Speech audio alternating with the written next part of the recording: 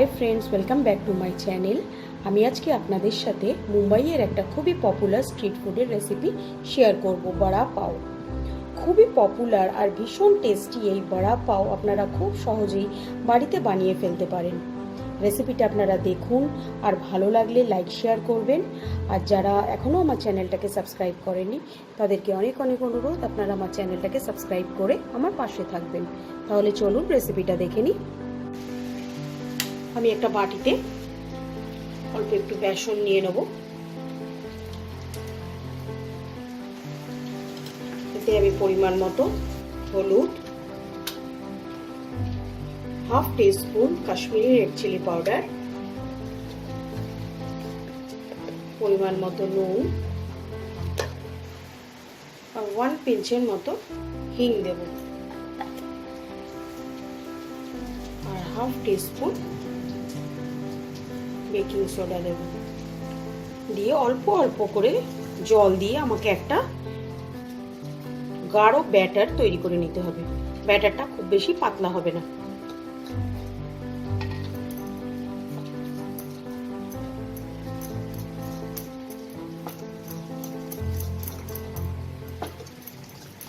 একবারে জল দেব না, প্রয়োজন মতো অল্প অল্প জল মেশাবো।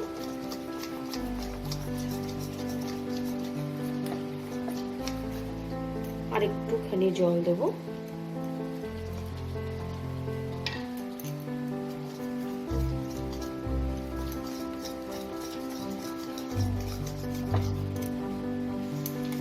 ব্যাটারটা আমার রেডি হয়ে গেছে।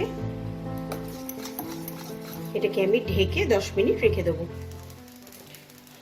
বড়া বানানোর জন্য আমি এখানে একটা প্যান বসিয়ে নিয়েছি। এতে আমি 1 টেবিল স্পুনের মতো সাদা তেল ভালো করে গরম করে নেব। তেলটা গরম হয়ে গেছে। এতে আমি হাফ টিস্পুন সর্ষে দেব।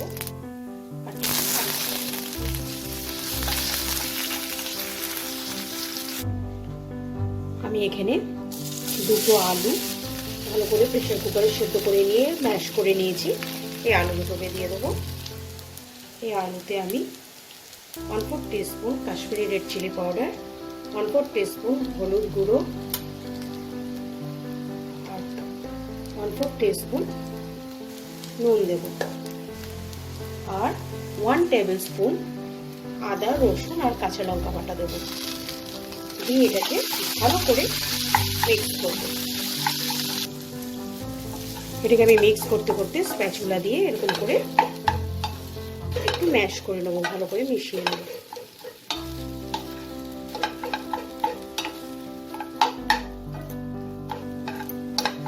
এটা ভালো করে মিক্স করে নিয়েছি।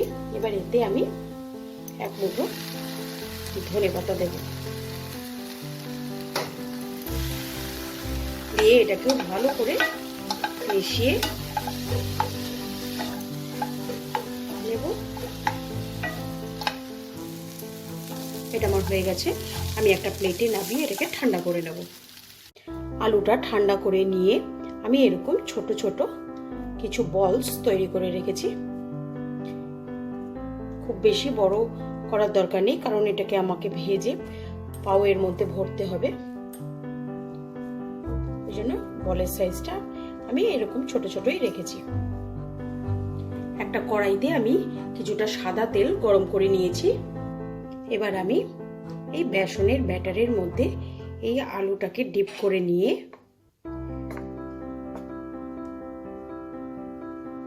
এরকম ভাবে তুলে আমি একে একে তেলের মধ্যে ছেড়ে দেবো। একে একে সবগুলো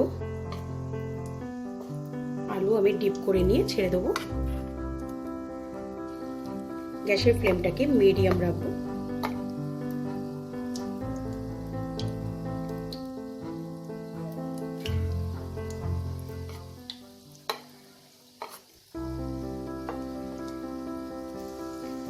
আমি চারটে চারটে করেই ভেজে নেব, খুব বেশি একসাথে ভাজবো না। এক পাশ ভাজা হলে তারপর আমি উল্টাবো। এখন ওপর থেকে তেলগুলোকে এরকম এরকম করে দিয়ে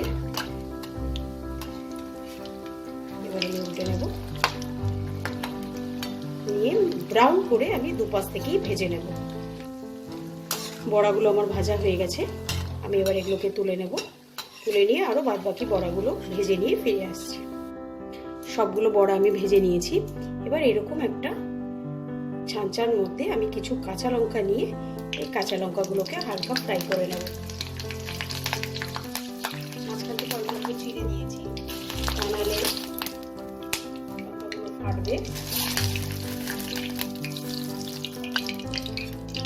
লঙ্কাগুলো ভাজা হয়ে গেছে, আমি এগুলো তুলে নেব। আমি এখানে কিছু পাও নিয়েছি, নিয়ে আমি এরকম মাঝখান থেকে অল্প একটু চিড়ে রেখেছি। পেছন থেকে একটু জোড়া থাকবে, পুরোটা চিড়লে হবে না, মাঝখান থেকে একটু চিড়ে নেব। এরকম প্রত্যেকটা পাও আমি মাঝখান থেকে খুলে নিয়েছি। এবার আমি এই পাওয়ের ভেতরে শুকনো চাটনিটা দেব, যেটার রেসিপি আপনারা আমার পরের ভিডিওতে পেয়ে যাবেন। এই শুকনো চাটনিটা আমি স্প্রেড করে দিয়ে